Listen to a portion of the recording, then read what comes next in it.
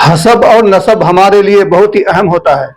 اگر کوئی سید ہو، آل رسول ہو، تو ہم ان کی بہت ہی عزت کرتے ہیں، بہت ہی تعظیم کرتے ہیں. لیکن کوئی سید اگر شرابی ہو، کوئی سید جواری ہو، کوئی سید اگر زانی ہو، کوئی سید اگر بدفعل ہو، کوئی سید اگر بد کردار میں ملوث ہو، تو کیا ایسے سیدوں کی تعظیم کرنی چاہیے؟ ایسے سیدوں کی عزت کرنی چاہیے؟ آئیے ذرا ہم اس ویڈیو کے ذریعے معلوم کرتے ہیں. تو اسی لیے سید کی تعظیم سے آپ سید تو کچھ نہیں دے رہے، خود کچھ لے رہے ہیں، اور سید کی توحید سے آپ سید کا نقصان نہیں پہنچا سکتے، اپنا ہی پہنچا رہے ہیں، اپنا ہی پہنچا رہے ہیں.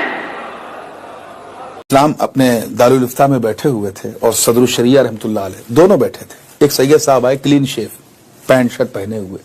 حجت الاسلام ادب سے کھڑے ہو گئے، پہچانتے تھے. صدر الشریعہ نے کہا حضور فاسق کے لیے آپ کھڑے ہو گئے؟ تو آپ نے برجستہ کہا مفتی صاحب چہرہ فاسق ہوتا ہے، نسبت فاسق نہیں، نسبت فاسق نہیں ہوتی.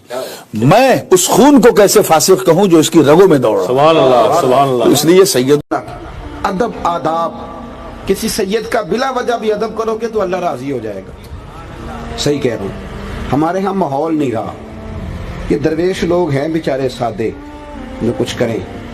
اہل بیت نبوت کا ادب. اعلیٰ حضرت فاضل بریلوی رحمۃ اللہ علیہ نے فتاوی رضویہ کی 8ویں جلد میں حدیث لکھی ہے. نبی پاک علیہ السلام نے فرمایا جس نے عبد المطلب کی اولاد کے ساتھ نیکی کی. اور مزے کی بات یہ ہے حدیث کے راوی امیر المومنین سیدنا عثمان غنی ہے. حضرت عثمان غنی رضی اللہ تعالیٰ عنہ راوی. حضور نے فرمایا جس نے عبد المطلب کی اولاد کے ساتھ نیکی کی وہ جب مجھ سے ملے گا تو میں خود اسے صلہ عطا کروں گا. اب بریلی کے امام کا قلم بڑا شاندار ہے نا. اعلیٰ حضرت حدیث پہ تبصرہ کرتے ہیں، کہتے ہیں صلہ تو بڑی دور کی بات ہے، محبوبہ ہمارے لیے اتنا ہی کافی. آپ نے کہہ دیا جب وہ مجھ سے ملے گا. تو آپ کی ملاقات ہی بڑا صلہ ہے، تو اگلا صلہ آپ دیکھ لیجئے تحقیق کر کے، جس کو بھی ترقی ملی ہے سر پہ خاندان رسول کا ہاتھ ہوگا تبھی ترقی ملے. اور خاندان رسول کا ہاتھ ہٹ جائے تو صحابی کا بیٹا بھی ہو تو یزید بن جاتا ہے. لوگ لانتے کرتے ہیں، لوگ مذمتیں کرتے ہیں. خاندان رسول کی اہمیت یہ ہے.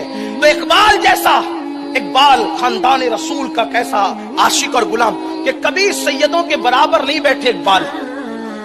اقبال کبھی سید اتنا بڑا جرمنی تک جانے والا. اور تیسری بات ارشاد فرمائی وَأَحِبُّ أَهْلَ بَيْتِ لِحُبِّهِمْ، اور میرے اہل بیت سے میری وجہ سے پیار کرو. وہ نیک ہیں، وہ صالح ہیں، وہ عالم ہیں، وہ سید السادات ہیں، وہ دین کی خدمات کا بہت بڑا اثاثہ رکھتے ہیں. یہ تو کوئی شخص بھی عالم ہو تو آپ اس کی تعظیم کریں گے.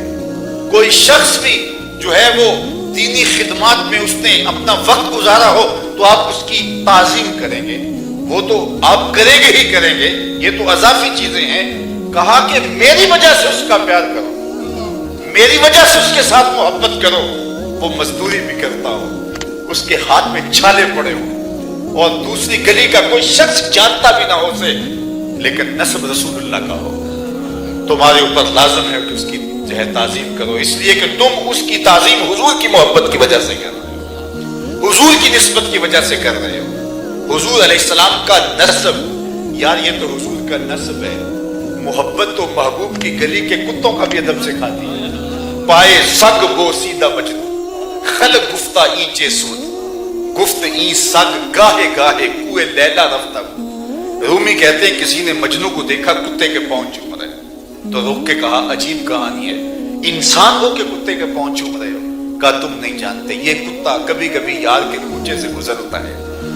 جو کتا یار کی گلی سے کبھی کبھی گزرے، گاہے گاہے، کبھی کبھی، روز نہیں، کبھی کبھی جو یار کے کوچے سے گزرے اور وہ ذات کا کتا بھی ہو تو اس کے پاؤں چومے جائیں، یہ محبت کا تقاضا ہے. اللہ اکبر. اور پھر جو اپنے محبوب کے کندھوں پہ کھیلتا اس حسین کی عظمت کا عالم کیا ہوگا اور ان کی شانوں کا عالم کیا ہوگا. ہمیں قرآن بتاتا ہے محبوب نہیں، محبوب کا صرف غلام ہی نہیں، محبوب کے غلام کے گھوڑے ہی نہیں، گھوڑے کے پاؤں سے لگی ہوئی کھلیاں وہ کھلیاں ہی نہیں، ان کھلیوں سے ٹکراتے ہوئے پتھر وہ پتھر ہی نہیں، ان پتھروں سے نکلتے ہوئے شرارے. رب کہتا ہے میں خدا ہو کہ ان کی بھی قسم کرتا ہوں. वलादियात दबहा फलमूरियात कदहा फलमुगीरात सुबहा। महबूब तेरी ही कसम नहीं है, तेरी अदाओं की कसम ही नहीं है, तेरे गुलामों के घोड़ों के पांव से लगी हुई खुरियों के टकराने से जो शरारे निकलते हैं मुझे वो भी अच्छे लगते हैं। और जब वो रेतली जमीन में दौड़ते हैं और उन पांव से जो गर्द उड़ती है, उस उड़ती हुई गर्द के जो जर्रे हैं, मैं खुदा हो कि उन जर्रों से प्यार करता हूं। अल्लाह अकबर। उन घोड़ों के सीनों से जो आवाज निकलती है वो आवाज भी मुझे पसंद है, इसलिए कि तेरे गुलामों के घोड़े। यार जरा गौर तो कीजिए, महबूब के गुलाम, गुलामों के घोड़े, घोड़ों के पांव से लगी हुई खुरियां, खुरियों से टकराने वाले पत्थर और पत्थरों से निकलने वाले शरारे। रब को तो वो भी महबूब हो, फिर नस्ब रसूल का आलम क्या होगा, फिर खानदान रसूल का आलम क्या होगा, फिर हुजूर के जिगर का आलम क्या होगा, फिर जवानान जन्नत के सरदारों का आलम क्या होगा। अल्लाह अकबर। तो ये निस्बत है, फरमाया मेरे अहले बैत की मोहब्बत मेरी वजह से करो, मेरी वजह से उनके साथ मोहब्बत करो और उनकी उल्फत और उनके एहतराम का लिहाज रखना इस उम्मत के ऊपर लाजिम और फर्ज है। आला हजरत अजीमुल बरकत से किसी ने पूछा कि सैयद हो, शागिर्द हो और कोई ऐसा माजरा हो तो क्या हम उसको सजा दे सकते हैं, सबक नहीं आया है?